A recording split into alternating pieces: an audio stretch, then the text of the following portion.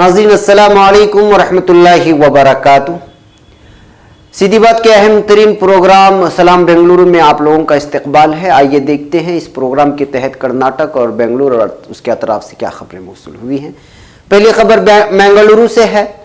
यहाँ खातून से बात करने पर एक नौजवान के साथ मारपीट करने वाले 4 मुल्जिमान को पुलिस ने गिरफ्तार कर लिया है। इत्तलात के मुताबिक यह हादसा फिरंगी पेटे में पेश आया है। मुल्जिमान की शनाख्त उमर फारूक उम्र 36, मोहम्मद इकबाल उम्र 32, ऑटो रिक्शा ड्राइवर अरफात उम्र 28 और मोहम्मद आफरीद उम्र 21 की हैसियत से कर ली गई है। बताया जा रहा है कि सुरेश नामी एक नौजवान जो कि उडुपी जिले को वापस हो रहा था, यहाँ फिरंगी पेटे में एक जान पहचान की खातून को देखकर सवारी रोका और बात करने लगा। इसके बाद वो वापस हो ही रहा था कि इतने में उन 4 मुल्जिमान ने सुरेश को रोक लिया और फिर खातून से बात करने की वजह पूछते हुए उस पर बरस पड़े।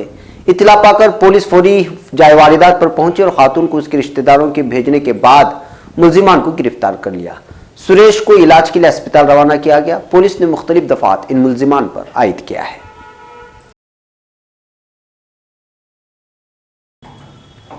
अब खबर बेंगलुरु से। कर्नाटका हाईकोर्ट ने एक मामले की सुनवाई करते हुए 28 मीडिया हाउस जिसमें TV channel, online news portal और प्रिंट मीडिया पर शिरूर श्री कत्ल मामले में किसी भी किस्म की खबर शाया करने पर पाबंदी लगा दी है।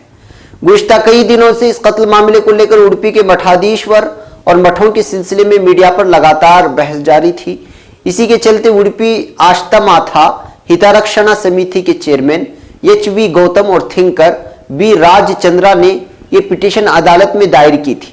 जज की वाहिद बेंच ने फैसला सुनाने के बाद ये नोटिस DG, IG और उडुपी के SP को भी भेजा है। चूंकि 2 अगस्त को इस सिलसिले में अदालत में सुनवाई है तो किसी भी तरह की खबर और पुरस्कार मौत पर खबर देने से मना किया गया है। एडवोकेट B आचार्य ने अदालत में कहा था कि फ्रीडम ऑफ स्पीच का सहारा लेते हुए मीडिया गलत और बेबुनियाद खबरें शाया कर रहा है, जिसकी वजह से मठों की आस्था और उससे जुड़े अकीदतमंदों को तकलीफ हो रही है। उन्होंने ये भी कहा कि इस केस को लेकर मीडिया खुद ही ट्रायल कर रहा है और खुद ही फैसला भी सुना रहा है, जिसकी वजह से मीडिया हाउस पर इस तरह के ट्रायल करने पर पाबंदी आयद करनी चाहिए। अब खबर उडुपी से। ओवरटेक के चक्कर में एक तेज रफ्तार लारी एक स्कूल वैन से टकरा जाने की खबर मौसूल हुई है। इत्तलात के मुताबिक हादसा कापू मौजूर नामी इलाके में पेश आया है। क्रिसेंट इंटरनेशनल स्कूल के बच्चे इस हादसे में पूरी तरह महफूज हैं। बताया जा रहा है कि 20 बच्चों को सवार करके मस्कुरा स्कूल की वैन अपनी मंजिल की जानिब जा रही थी कि एक तेज रफ्तार टिप्पर जो ओवरटेक कर रही थी, टकराव से बचने के लिए स्कूल वैन ड्राइवर ने टेम्पो साइड में ले ली। इस तरह सड़क किनारे हादसे का शिकार होते हुए टेम्पो बच गई है। टिप्पर लारी ड्राइवर के खिलाफ आवाम ने गुस्से का इजहार किया है। अब खबर उडुपी से। कई दिनों तक मीडिया की सुर्खों में रहने वाला शिरूर श्री के कत्ल मामले में अब एक नया मोड़ देखने को मिल रहा है।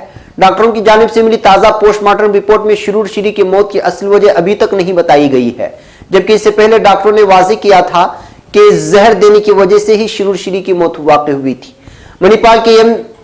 मणिपाल के एम्स से डॉक्टरों की टीम ने 8 सफ़हात पर मुश्तमिल पोस्टमार्टम रिपोर्ट जिला SP लक्ष्मण के हवाले किया है, जबकि FSL रिपोर्ट के लिए 1 महीना इंतजार करना होगा। पुलिस को फिलहाल दी गई रिपोर्ट में मौत की असल वजह दर्ज न करने पर एक बार फिर यह मामला सुर्खियों में आ गया है। एक और खबर उडुपी से। यहां पुलिस ने मणिपाल के तफरीही क्लब के मालिक गुरु प्रसाद के एक और कातिल को गिरफ्तार कर लिया है, जिसकी शनाख्त रंजीत पिंटू की हैसियत से कर ली गई है। बताया जा रहा है कि गुरु प्रसाद के कत्ल की प्लानिंग उसने अपने भाई के साथ मिलकर दोस्तों के साथ किया था, क्योंकि गुरु प्रसाद और रंजीत के माबैन माली लेन देन चल रहा था। याद रहे कि मणिपाल के 7th हेवन होटल बिल्डिंग में वाक़ इसके क्लब में कातिलों ने इस पर जानलेवा हमला किया। दीगर मुल्जिमान में रंजीत पिंटू का भाई सुजीत पिंटू भी शामिल है, जबकि दीगर 2 रंजीत के दोस्त बतलाए जा रहे हैं और इन मुल्जिमान पर पहले भी दीगर पुलिस थानों में गुंडागर्दी के मामला दर्ज हुए हैं। पुलिस मजीद छानबीन कर रही है। अब खबर मंड्या से। यहाँ कर्नाटक में वजीर आला की जानिब से कर्जा माफी का ऐलान भी हो चुका है, फिर उसे पूरी तरह संजीदगी से पूरा करने का वादा भी किया गया है। मगर इस बीच मंड्या से किसान के खुदकशी करने की खबर मौसूल हुई है। किसान की शनाख्त पांडुपुर तालुके के चिक्कादी देहात का मुकीम श्रीनिवास की हैसियत से कर ली गई है। ये विजय बैंक, BLD बैंक और सहकारी बैंक के अलावा लोगों से भी कर्जा लिया था। कर्ज से परेशान किसान ने कल जब तमाम लोग सो रहे थे तो घर में फांसी लेकर खुदकुशी कर ली है। पुलिस ने मामला दर्ज कर लिया है। अब खबर बेंगलुरु से। यहां सैंडलवुड यानी कन्नड़ा फिल्मों में विलन का किरदार अदा करने वाले एक अदाकार पर एक खातून ने जिनसी हरासानी करने के बाद उस पर ब्लैकमेल करने का इल्जाम लगाते हुए बेगूर पुलिस थाने में शिकायत दर्ज की है। इत्तलात के मुताबिक इस अदाकार की शनाख्त धर्मेंद्र है, जो कई कन्नड़ा फिल्मों में अदाकारी कर चुका है। एक कन्नड़ा फिल्मों की खातून अदाकार ने मुलजिम धर्मेंद्र पर इल्जाम लगाया है कि वो एक नई फिल्म में मौका देने की बात करते हुए एक होटल में डिनर पर बुलाया और फिर उसके ड्रिंक्स में नशा और ड्रग्स मिलाकर जिनसी ज्यादती और उसकी वीडियो बनाकर अब वो 14 लाख रुपयों के लिए उसको ब्लैकमेल कर रहा है। न देने की सूरत में वीडियो वायरल करने और फिर दोस्तों और फैमिली को शेयर करने की धमकी दे रहा है। पुलिस मामले को दर्ज करने के बाद तहकीक कर रही है। अब खबर बेलतंगड़ी से। यहां नेरिया के इलाके में एक पिकअप सवारी की जानिब से एक रिक्शे से टकरा जाने के बाद रिक्शे में सवार एक खातून से बदतमीजी करने पर पुलिस ने थॉमस नामी एक शख्स को गिरफ्तार कर लिया है। इत्तलात के मुताबिक थॉमस नशे की हालत में अपनी पिकअप सवारी चला रहा था कि इस बीच एक रिक्शे से जा टकराया।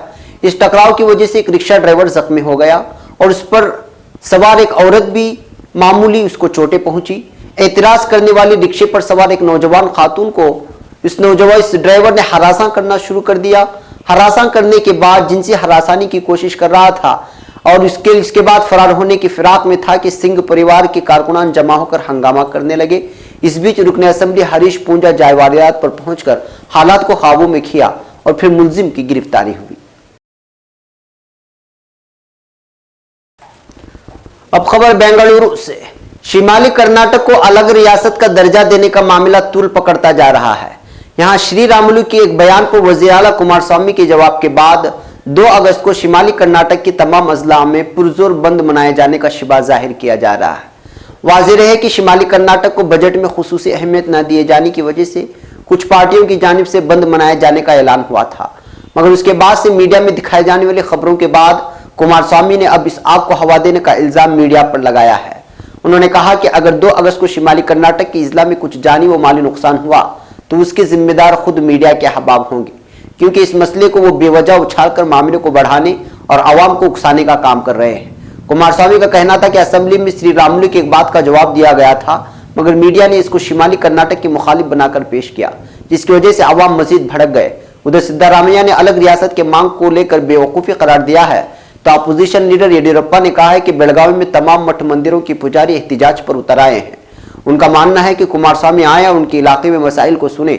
अलग रियासत की मांग मसाइल हल न करने की वजह से है। अगर मसाइल हल हो जाएं तो कौन इस तरह का मुतालबा करेगा, जबकि कर्नाटका रक्षणा वेदिके ने साफ ऐलान किया है कि वो इस एहतजाज में किसी का साथ नहीं दे रहे हैं।